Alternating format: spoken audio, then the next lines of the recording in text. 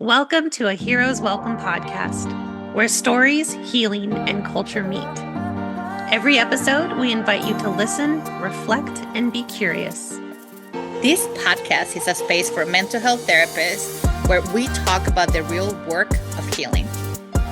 Whether you're a mental health professional, a proud geek, or somewhere in between, you're in the right place. So let's jump in.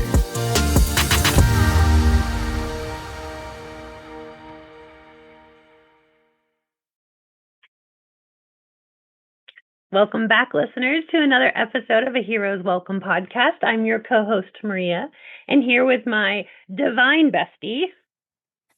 That's me. It's on record. It's me, Liliana Baylon. Thank you for joining us today. I'm very playful because I'm tired, but excited to be here. And I think because of that, we started talking, Maria, right, about conferences. It's conference season. Time. Yes. So more than likely, hopefully when you listen to this, you just start thinking about conferences are brutal. They tend to coincide on the same cycle. Yes. If you are a caretaker, you have to think about, can I go? What about kids? And they start school, and it's all these things that we have to manage. We can talk about expenses about going to conference, especially if you are in private practice. If you're lucky and work in an agency where they have money, which we want to know where they are. Where are you working? Are they hiring? Yes. But how expensive it is to go because you have airfare, hotel, food. I met someone, by the way, and we can start from here, but I met someone who came from Australia to the EMDR conference in California. And we were in line in Starbucks at the hotel to get our fix, hit me, so that we can function. And she turns around and says, "Is that why you pay for coffee?" Oh, yeah. That culture shock, by the way. Mm-hmm. And so I smiled and I said, well, first of all, sweetie, we're in a hotel. Second, this is Starbucks. If you step out, you're going to be okay. So this is a franchise. And two, let's breathe in together. Tea is a reasonable option. Yep. Yeah. But conferences, what comes out for you, Maria, when we think about conferences and when all the major associations are competing for attendance? Yep. Competing with what speakers they believe are going to be the main attraction. Mm-hmm. And then sessions, what are the topics that are relevant to today's need that we have? And not all conferences are created equal because not everyone likes to listen to what we actually need. Yes, I said it. Yeah. So I've planned lots of events and I host my own conference, a couple of them at this point now.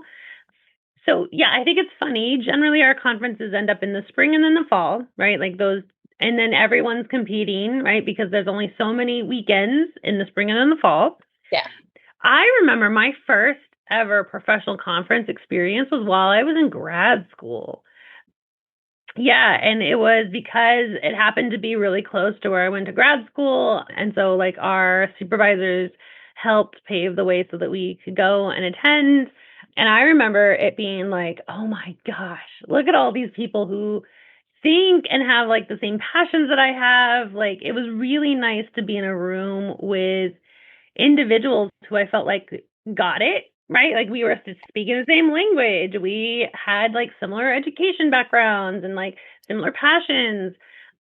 And unfortunately, I feel like it's not the same. And yes, I'm older and I've been to many conferences in my lifetime at this point. But not all conferences are created equal. No. And that's, you know, organization to organization, but even within the same organization, going to the same conference, sometimes there's very large differences that, I don't know, I find myself more often going, was this worth the time and money and travel? Yeah. And, you know, we've talked openly about our dynamic disabilities, and that is a huge factor of like, this has to be worth the pain, The travel, the cost, because yeah, everything is expensive. Yeah. Everything is expensive. And I know we're not alone in thinking like this has to be worth the effort and the Yeah. cost that it's going to go into this. Yeah. And conferences used to be my way of like filling my bucket, Yeah. right? Getting around people, sharing ideas, getting new ideas, getting really excited about things, even walking like the vendor floor, right? People were just so excited to be there and wanting to share what they had that might be helpful. And I don't know. I mean, I have a date in my mind where that shifted for me, but it's been, more than 5 years at this point where conferences just have not felt the same. They have not filled my bucket in the same way.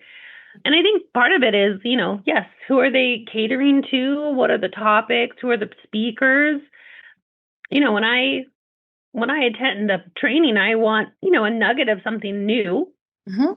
Too. And we've talked personally, but there have been conferences we've attended where it's like that was the same presentation that they gave last year. There's no new information in that. Yeah. And that can get really frustrating. Yeah. Well, especially for the amount of money that we pay. Look, so for all of you who are listening, start thinking you attend conferences with a goal in mind. Is it to network? And if it is, amazing that you have that kind of deal for networking. That is not Liliana's goal. In case you did not pick that up, that is not her goal. No. And then you have to start paying attention to the CEs. Is this for my licensure, as an MFT, LPC, LSW, psychology, like whatever it is? Or is it to maintain a model? Mm-hmm. Credential. Right. So for the credential, and how many do I need to renew my credential or licensure? And then we go into sessions, and yes, associations go through a process, or they tell us that they go through a process of selecting topics. I think the reality is because AI is changing the field so much. Yep. So now we're talking about who are the experts or so-called experts in the field, and we're noticing a shift, or I'm noticing a shift, and you and I were discussing that. And how do we honor legacy, content, innovation? What is it that is relevant now that we have to start modifying versus what we learned in grad school or what we learned 20 years ago, 30 years ago, that it may not be relevant today? Yeah, absolutely. Right. I think our education basis is legacy work, right? Here are the foundations. These are the theories. These are the original models, right? The OGs, if you will. And for me, conferences were like, and this is how it's relevant today. This is how we've updated it today. And that seems to not be as prevalent as it used to be. I feel like a lot of the conferences I've been attending lately are it's grad school reminiscent, right? It's like, well, this is the historic reason we do it this way. And you and I, we've been very open that we're out of the box thinkers and that we're system thinkers. Yeah. In the way that, like, great that that's been the system, but why? Yeah. It doesn't need to stay that same way. And that, I think, is where we're getting that friction from some of the conferences is like, this is not as relevant today to the people who are practicing today. Yeah. So for all of you who are out there, and if you are involved in this process, the idea is, how are we listening? How are we getting feedback from therapists to keep them engaged? They're the ones spending the money so the conferences can be successful. Those are the ones who are going to be talking about your conference and letting others know if it's worth the investment or not. Yeah. And then how do we balance? Look, Maria and I have always talked about, we want new clinicians and seasoned clinicians to know the foundation of models to be able to help. But it doesn't mean that things stay stagnant, like that there's no movement. So how would you apply it to different settings? How would you apply it to the need that we have right now? Since we're talking about how anxiety and depression are so prominent in our society because of social media and the isolation that our clients are coming in, Or in my case, when I go into, that's great. Tell me about migrants. Tell me about culture not from stereotypes, but culture from people actually becoming global entities. Yeah.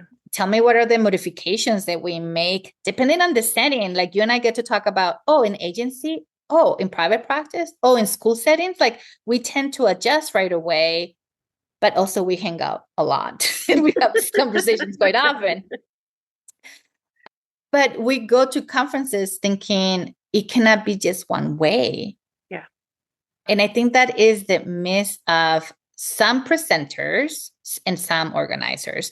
And even like you and I, we go to conferences a lot that we're like, those are even the same slides from last year. Come on, dude. Like just change at least the founder color. Like do something. Yes. Yeah. I think we're beyond the rinse and repeat, right? Yeah. Like that doesn't cut it anymore. I think we have more access to global information that, we do desire more and better and different. And if that's not what you're looking for and you're going for a different reason, fantastic. I hope that you find it. But for many of us, these conferences are a big commitment financially, but time-wise, if you're in private practice, that's, client hours that you're putting on hold. I want to get as much out of it that I can, right? If those CEs can double dip, I want CEs that are going to double dip, right? And I love being infused with other people's energy and excitement for what we're doing and what's going on. That always helps fill my bucket. But yeah, I think too, we have so many offerings now. There's so many different ways to get your CEs, so many conference offerings. I think I've also hosting my own, I get really picky because I've worked behind the scenes now that some things I'm like, it's not that hard. Not that hard to do it this way, or we have a running joke in our own office was like, well, that's not mine. That's not my circus. Those are not my monkeys. And no, I cannot just do all the conferences. I can't.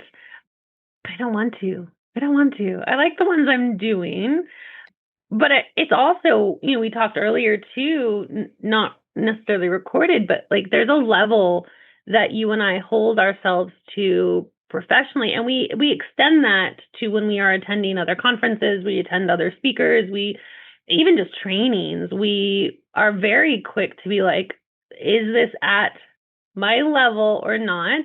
Yeah. We went to a leadership symposium together and both walked away kind of feeling of that it kind of missed the mark for us. And we also sat with some lovely people who this was definitely filling their bucket. Yeah. Definitely filling their bucket. And I think that's another difference is where you are professionally in your career. Yeah. What do you need? And is that conference giving you what you need, or are you just checking boxes? Yeah. Oh, I love that you brought that up because I was thinking of that of now you and I, because we're so seasoned, that's right, I said it.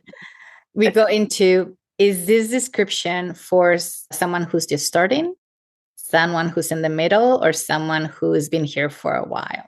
What is the language they're using? And sometimes, right, we'll go to something that is for beginners, let's go get a refresher. Let's go see.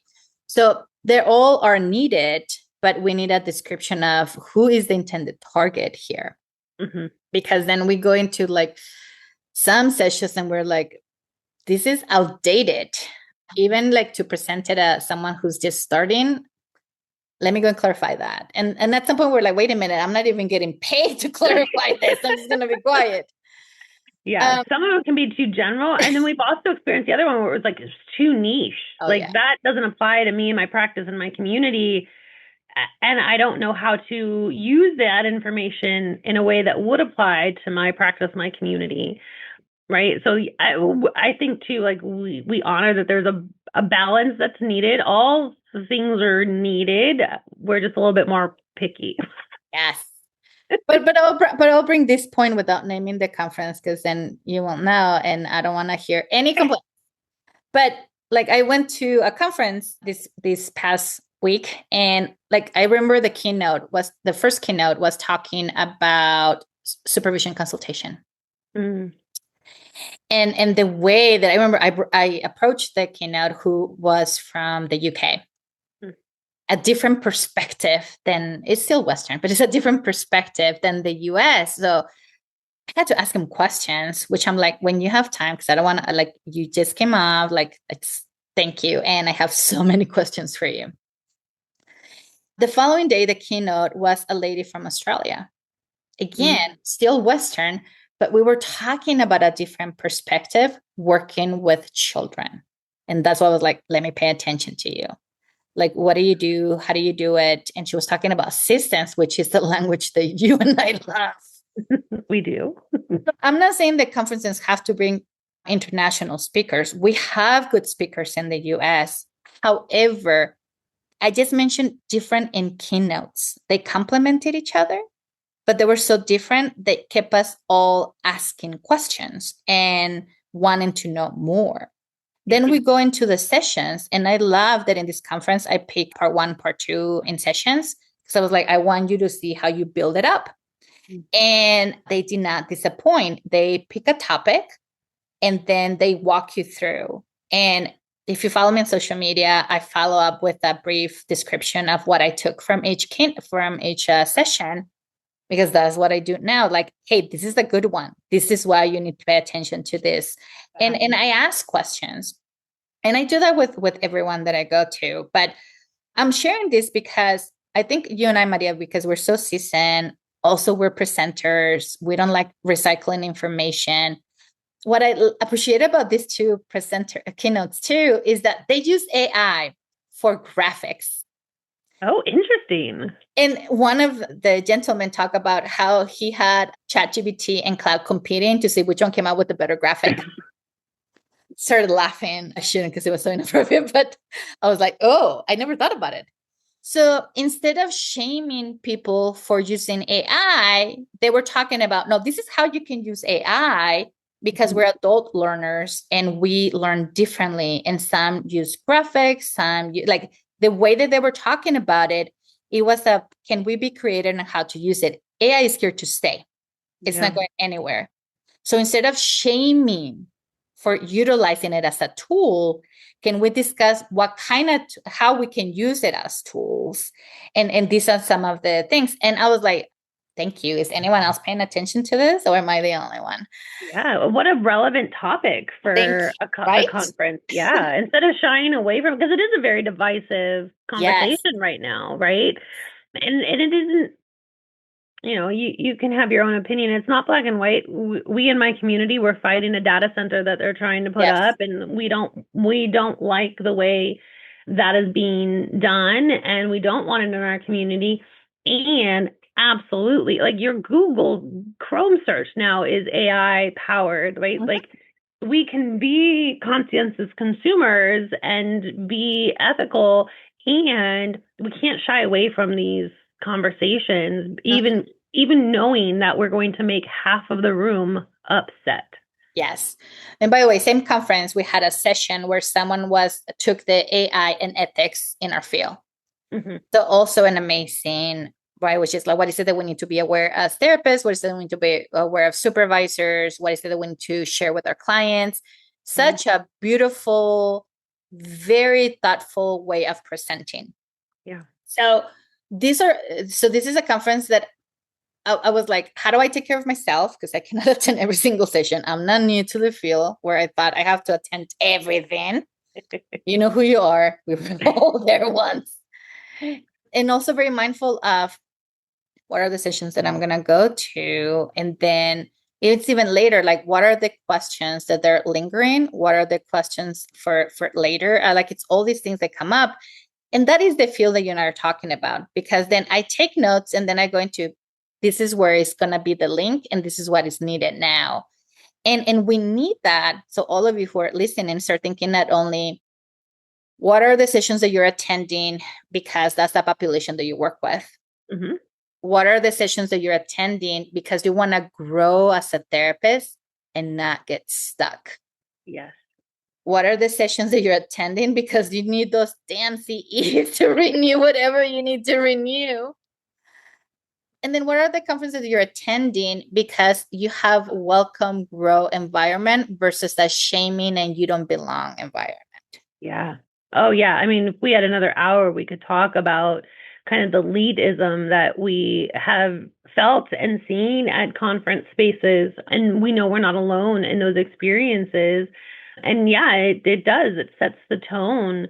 You know, in our field, in my very humble opinion, we should be doing better. We should be the front runner for making welcoming environments for learners, not the opposite. So yeah, I want to hear what are your favorite conferences? Well, what are you attending? Who are you listening to? Who are you learning from that you've really, really enjoyed lately?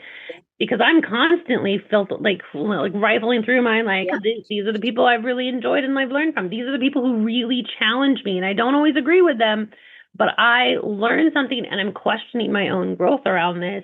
Yeah. And I have, and I mean, we all have some of our own standard favorites who are like, this person just lights me up from the inside and I just want to go spend an hour and a half with them. So I'm doing it. But yeah, I want to hear, like, what has your conference experience has been like in the last 5-6 years?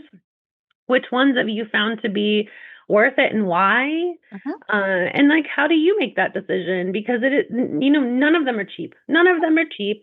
And if you're a part of the board that you get to go for free, you're still working. There's still a cost to that. So yeah, I want to hear, where are you going? Where are you getting your buckets filled up? Because I would like to have that experience again. So please comment in our social media, send us feedback. What are the conferences you're attending? What are the trainers that you are impressed by? And what are places that you're going that we have not heard? Because there's so many conferences now for everything.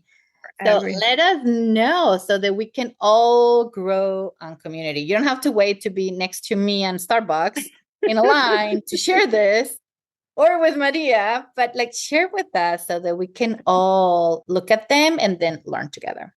Yeah, because we are, I mean, if you know nothing about us, you must know that we are avid learners, lifelong learners, Liliana and I. And so, yeah, we want to know, where are you going that you're getting your bucket filled up? What makes it worth it in how do you make that decision? And then who knows, maybe you'll see us there next time. Until next time. Till then, guys.